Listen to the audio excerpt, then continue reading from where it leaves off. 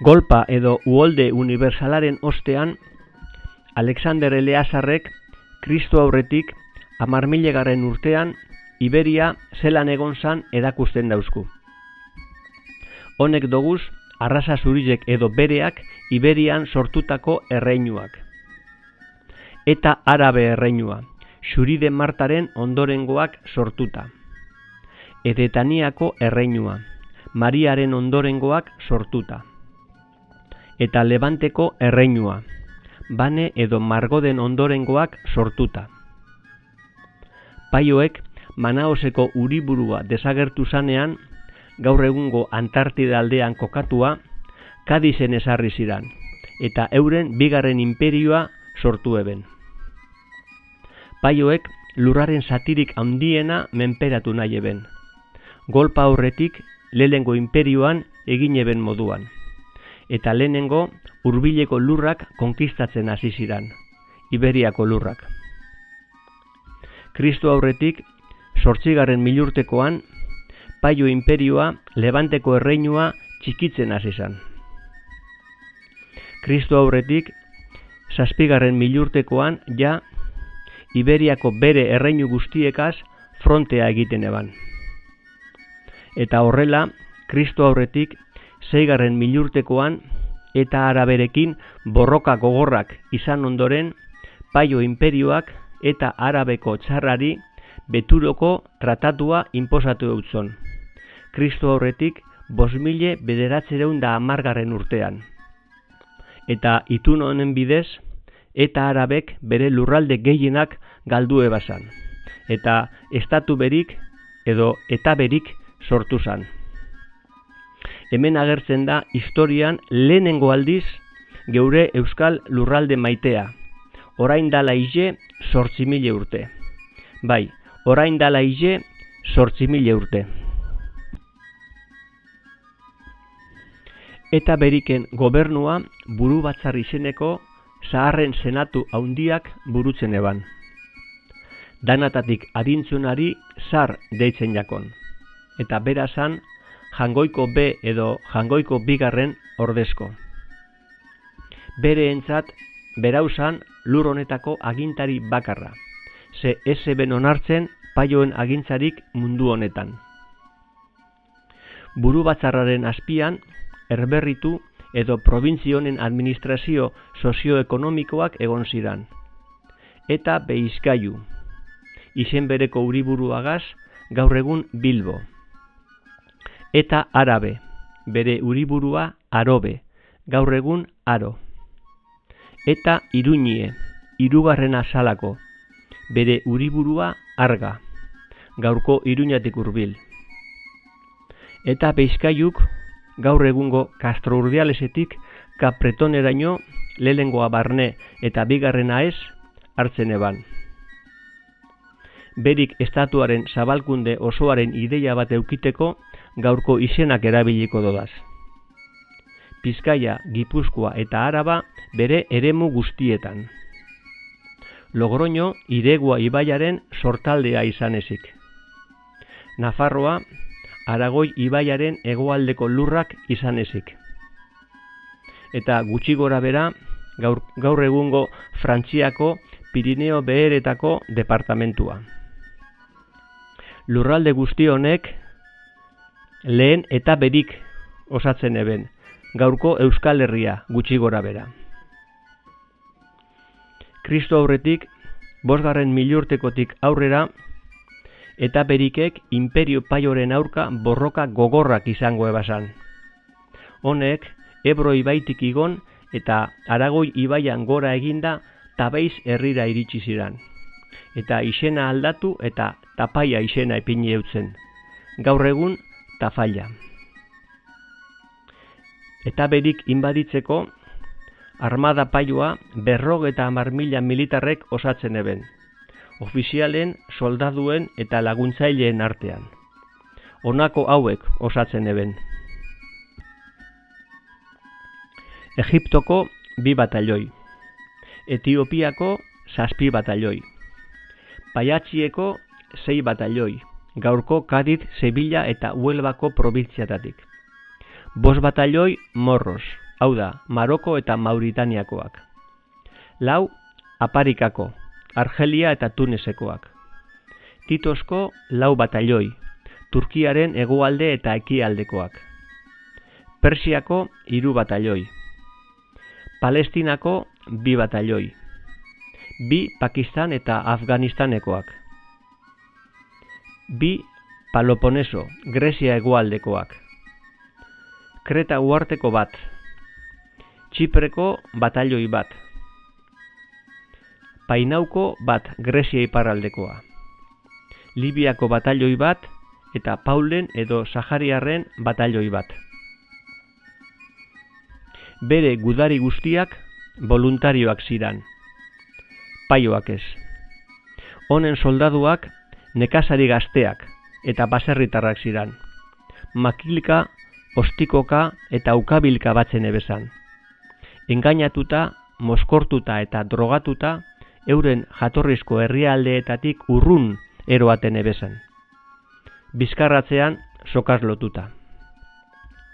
Behin, borrokaldi baten parte hartu eta bere bat hiltzen ebenean, hobeto ume bat edo emakume bat soldadutzat jotzen ebezan.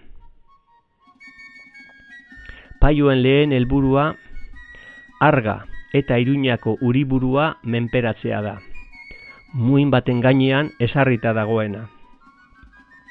Argako biztanleak, argain edo argien deituak, garai baten garizako asko emon eutzi esan, Beturo hirian, gaurko Zaragozan, setiatutakoei.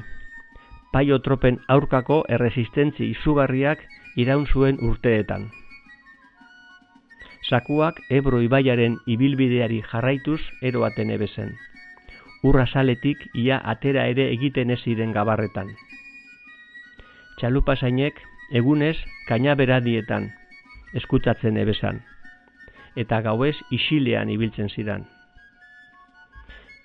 Setiatutakoen zulatutako lurpeko galeria bateraino. Paioek tunela aurkitu ebenean egoera aldatu zan, eta Beturo hiria denpora gitxian jauzi zan. Horregaitik argienek asmatzaile eta buruargi fama eukieben. Paio ejertzitoak Arga herria inguratzeko asmoa zuen, eta Muñoa inguratu eban.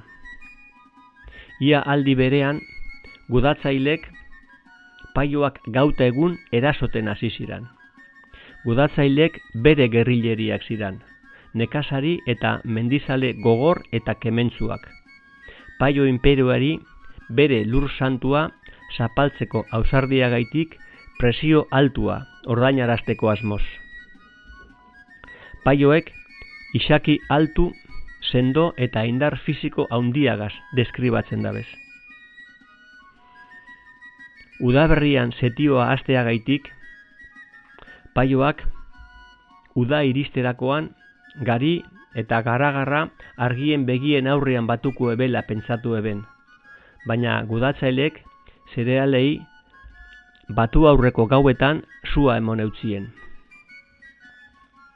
Gudatzalek retaguardiatik zetozen hornigaiak erasoten ebezen, eta oso murriztuta eta egoera txarrean iristen zidan, eta hori Paio ejertzituarentzat eragozpen larria zan.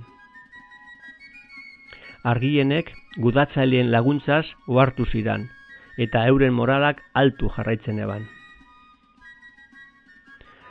Gau hotz izoztu edo edurretan, gudatzale ausartak lasto eta adar lehorrezko hornituetara hurbiltzen zidan, eta sua emoten eutzen.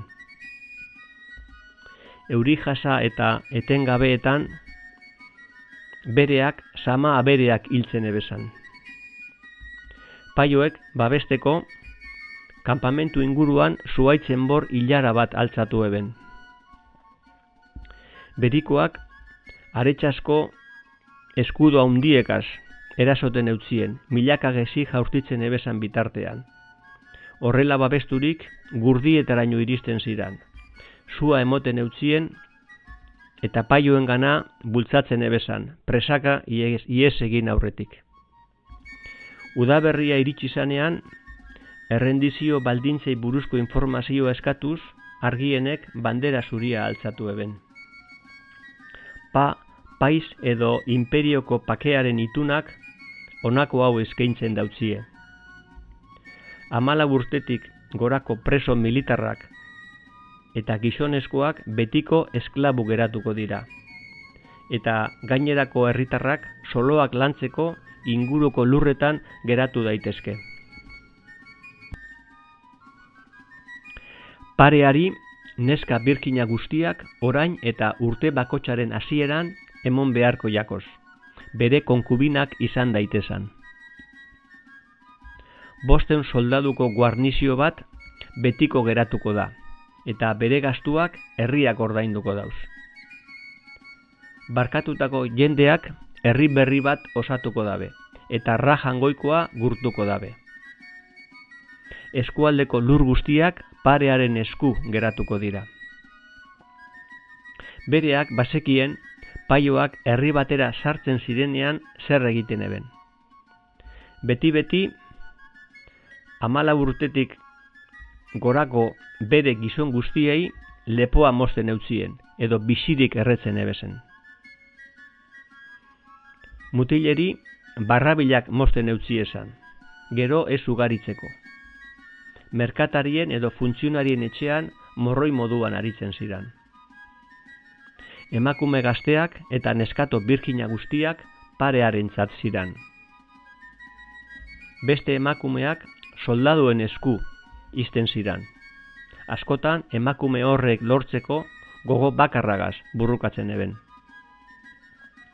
Arrazoi honek gaitik Argienek 14 urtetik beherako gizakumeen bizitza eta askatasuna eskatu eben. Horregaitik, gazteak eta emakumeak herritik urtetan eta aurreko basor arte ibilten ikusi gura ebesan. Ez iran inola ere molestatu behar. Bestela, erresistentziak aurrera jarraituko luke. Argienek, harresian edo murallen gainetik garizakuak erakusten dabez, eta deiadarra egiten dabe. Urrengo uda amaitu arte edo inguruan prestatzen aridan pereen armada iritsi arte eutziko dabela esanez. Paioek onartu egin eben. Eta herritik urtetan lehenengoak emakumeak izan ziran, besoetan ume batzuk ebezala. Soldaduen artetik igaro ondoren, gudatzaileen zain ebezan inguruko basorantz jarraitu eben. Urrengo zaharrak atera ziran. Gero paioak zain geratu ziran, baina beste inor esan harresitik atera. Arga mutu geratu zan. Paioak barrura sartu ziran, eta ez eben inor ikusi, eta oihu egin eben. Engainatu gaitue eta ies egin dabe! Baina udaletxeko teilatutik ahots bat entzun zan.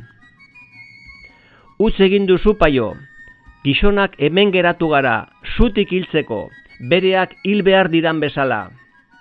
Eta lastoz estalitako teilatutik salto eginez paioen gainera jaurti ziran, hilketa haundia eginez.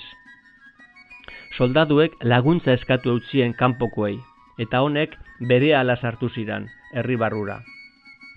Kaleak jentez gainezka egon zirenean, Argien batzuk susi edo antortxak biztuta bota ebezan.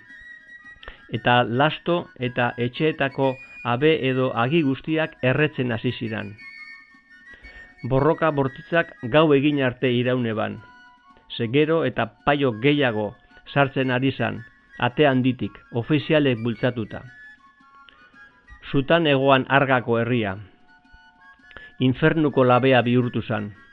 Defenditzaileak eta milaka soldadu paioak kiskalduko zituena. Gauean, sugar itzelak herri osoa argitu eben, baita ere ingurua.